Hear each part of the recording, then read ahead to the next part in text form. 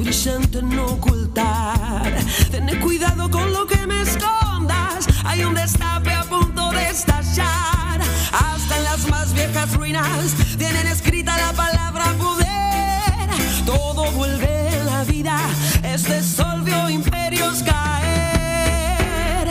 Habrá consecuencias ante tantas faltas y engaños, ante tanto mal provocado, ante tan deliberada crueldad, amor. Habrá consecuencias porque no se miente de esa manera. Lo que nace en el odio se queda.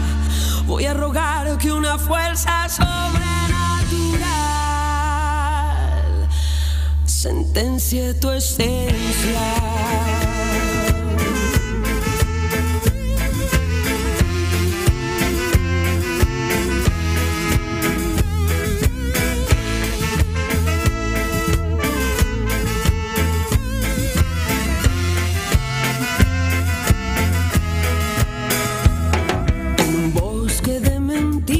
Estamos perdidos. El Destape, líder en streaming político nacional durante el mes electoral. 21 millones de visualizaciones que ponen al Destape como el principal medio de referencia política en el mes más caliente del año. Gracias a seguir creciendo con un medio plural y de construcción colectiva. El Destape, cada vez más grande.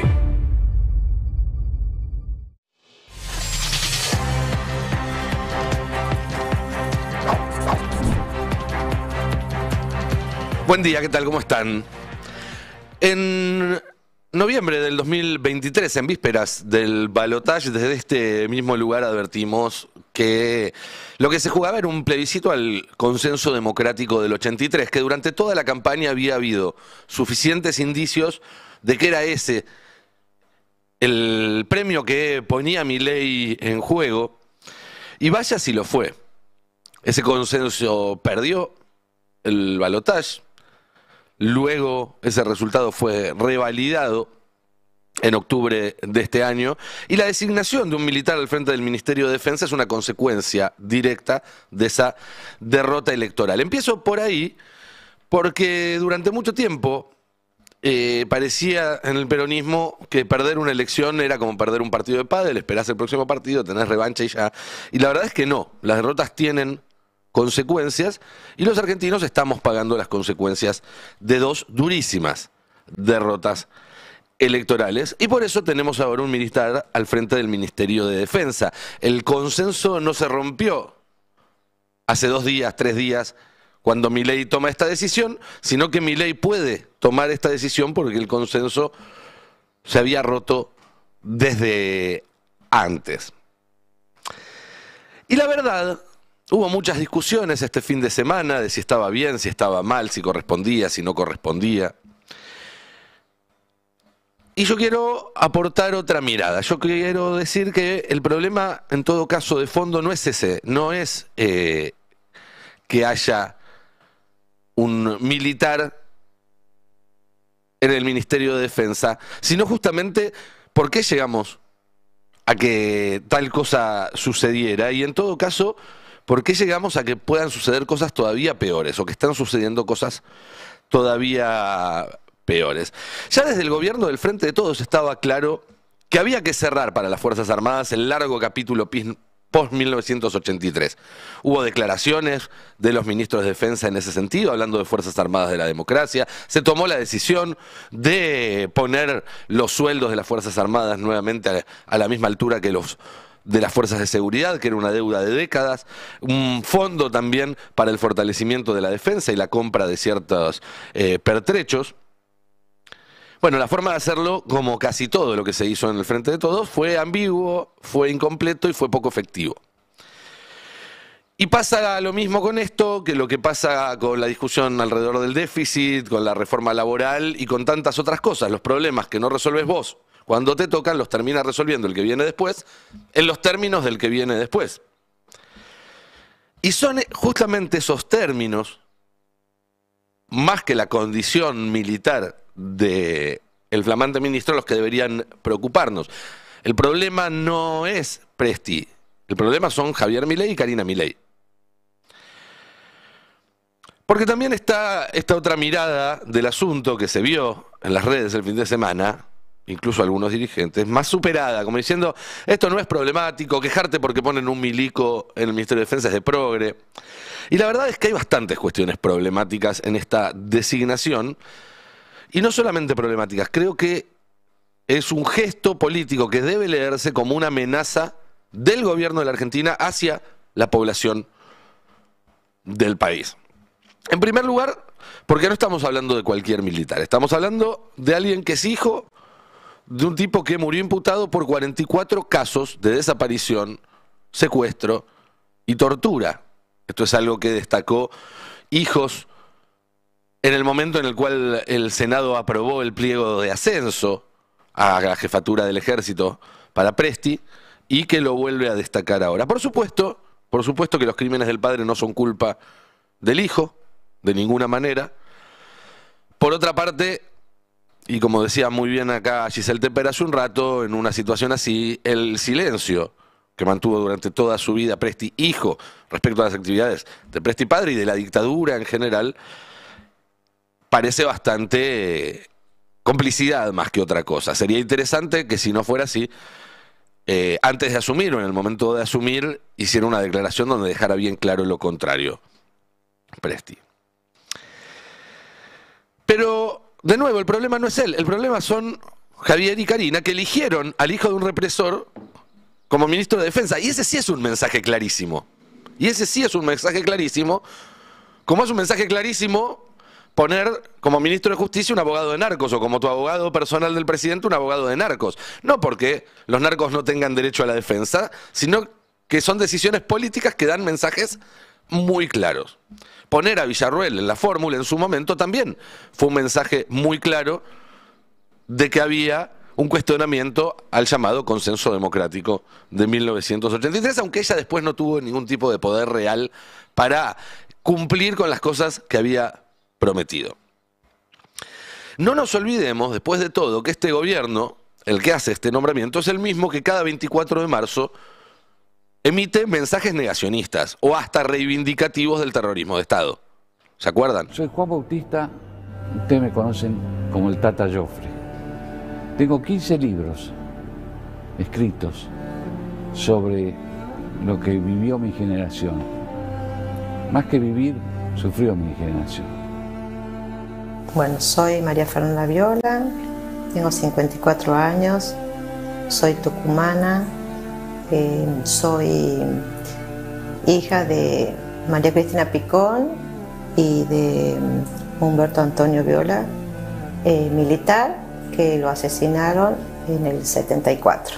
Se determinó un número. Dije barbaridades en los números. Y alguien dijo 30.000. Y dijo 30.000 como diciendo, bueno, corte y la pongan 30.000. Fui yo. Y esos 30.000 sirvió para buscar la verdad. ¿Ayudó la realidad? No. Fortaleció el odio. Y aparte comenzó a oscurecer la verdadera historia.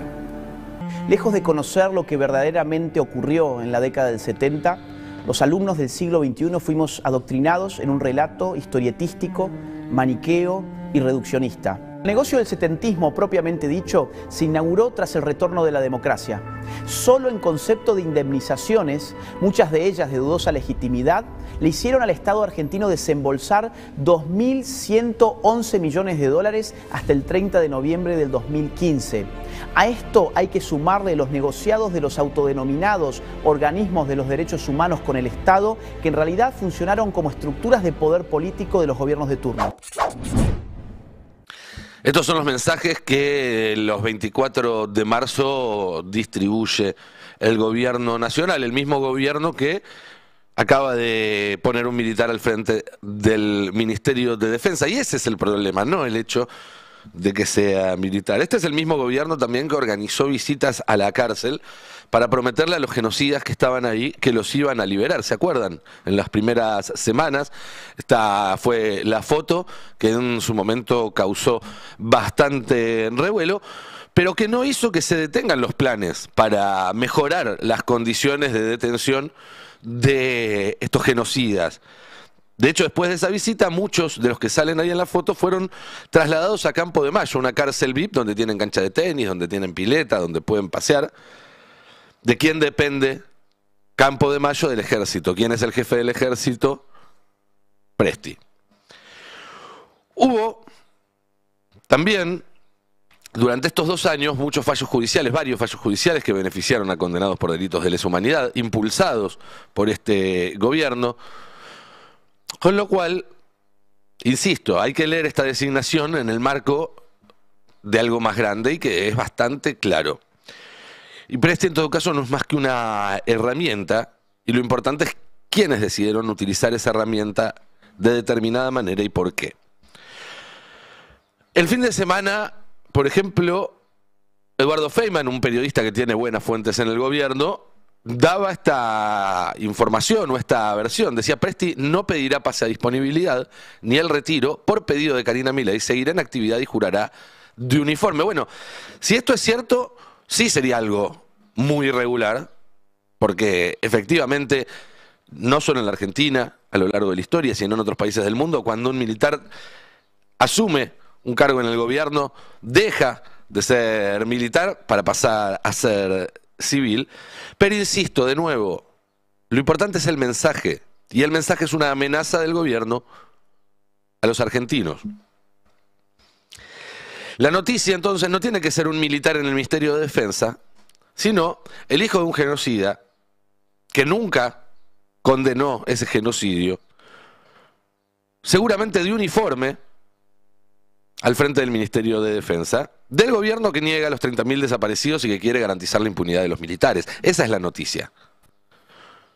O incluso más, porque el mismo día, y miren si esto no es una amenaza, el mismo día que se hace este anuncio, Argentina por primera vez en la historia decide votar en contra de la prevención y la erradicación de la tortura en Naciones Unidas. Los 3 puntitos rojos que ven ahí son Estados Unidos, Israel y Argentina. Esta es una resolución que desde hace muchas décadas se aprueba cada 3 años por unanimidad, por consenso. Nunca se había votado hasta ahora. Esta vez Trump decidió que se vote y Argentina fue corriendo atrás a levantar la manito. Argentina, Estados Unidos e Israel.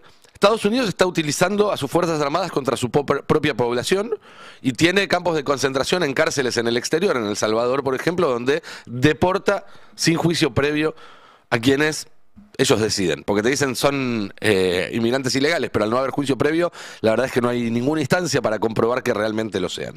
Y si lo fueran, tampoco se merecen ser deportados a un campo de concentración. Israel, que está cometiendo un genocidio en Gaza.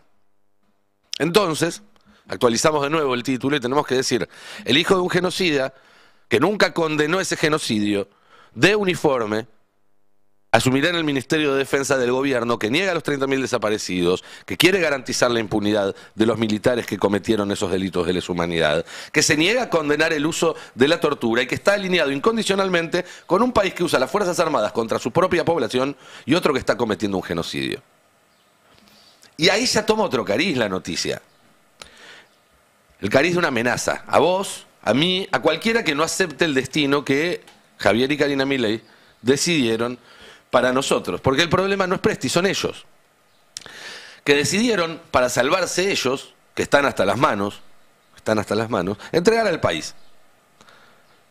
Esto digámoslo claramente. Si no había un acuerdo con Estados Unidos, este gobierno no ganaba las elecciones. Y probablemente no llegaba a las elecciones de medio término. Y si eso pasaba, Libra, Andis, todo eso terminaba muy rápidamente evolucionando en que ellos vayan presos. Para no ir presos, fueron y le entregaron todo a los Estados Unidos. Convirtieron a un país grande como la Argentina en un apéndice descartable de otras potencias. Este fin de semana se reunió el G20, que es el club de las grandes economías mundiales. Que Argentina sea miembro del G20 es un reconocimiento al potencial del país, pero también es un poco un milagro en términos de relaciones internacionales. Hay países más grandes que no están en el G20, que no tienen un asiento en ese foro. Los argentinos deberíamos agradecer todos los días que nos invitan a participar de esa cumbre. Bueno, Milei, por orden de Trump, decidió no viajar, dejarlo vacío. En la foto, que pueden ver los que están ahora en YouTube, van a ver a todos los presidentes del G20, menos Trump y Milei.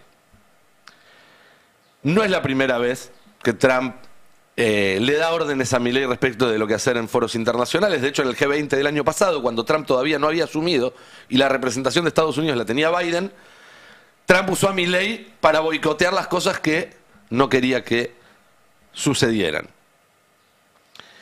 Y en lugar de Milei fue Kirchner, que no solamente dio su discurso en inglés, lo cual, aunque cada vez es más común, para mí sigue siendo una guarangada en términos de diplomacia. Los primeros que tienen que poder entenderte son aquellos de los que vos representás, y después los otros que escuchen al traductor.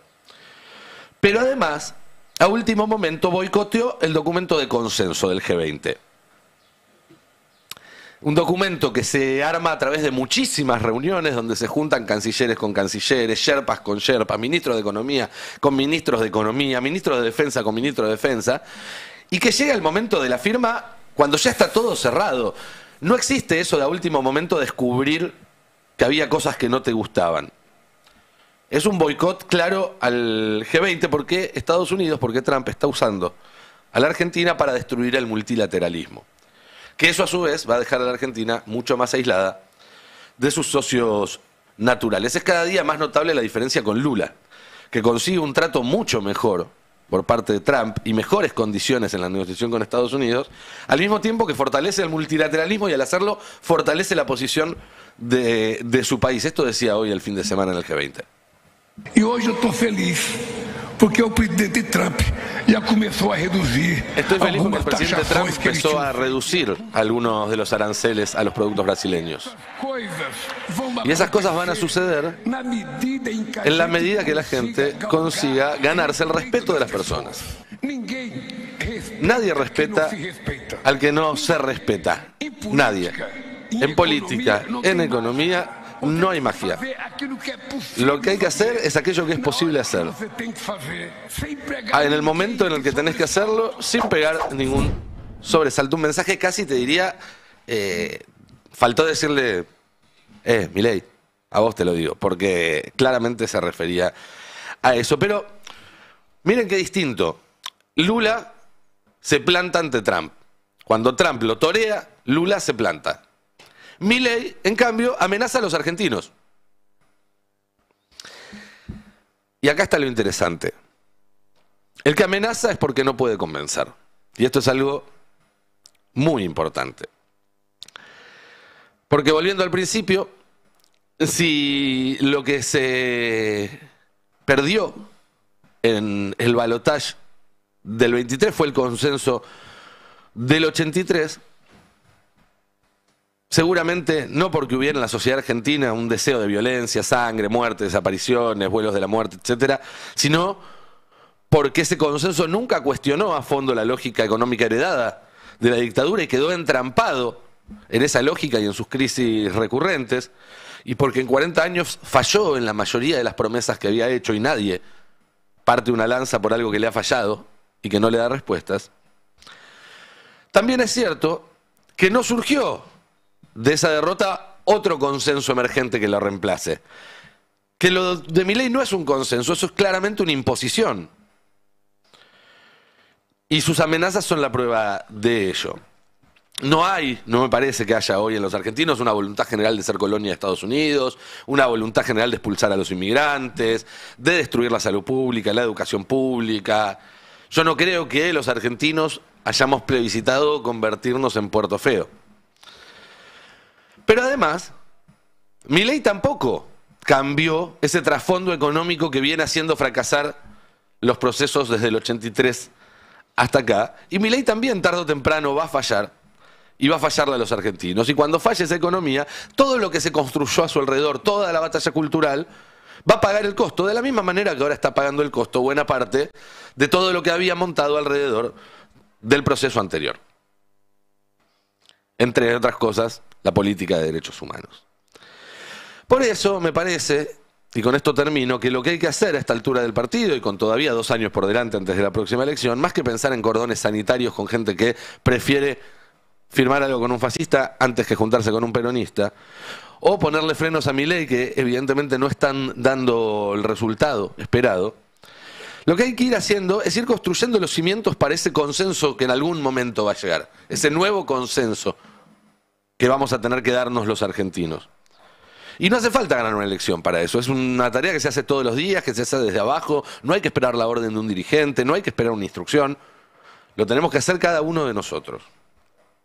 Lo que sí hay que exigirle a los dirigentes es que cuando se gane de nuevo una elección y haya que tomar decisiones fuertes, no se cambien solamente algunas ideas superficiales, o no se dé solamente la batalla cultural, sino que se cuestionen profundamente los fundamentos económicos que nos condicionaron desde el 76 hasta acá, porque si no se cuestiona eso, cualquier triunfo va a ser pasajero, va a ser impotente y probablemente va a ser cada vez más breve.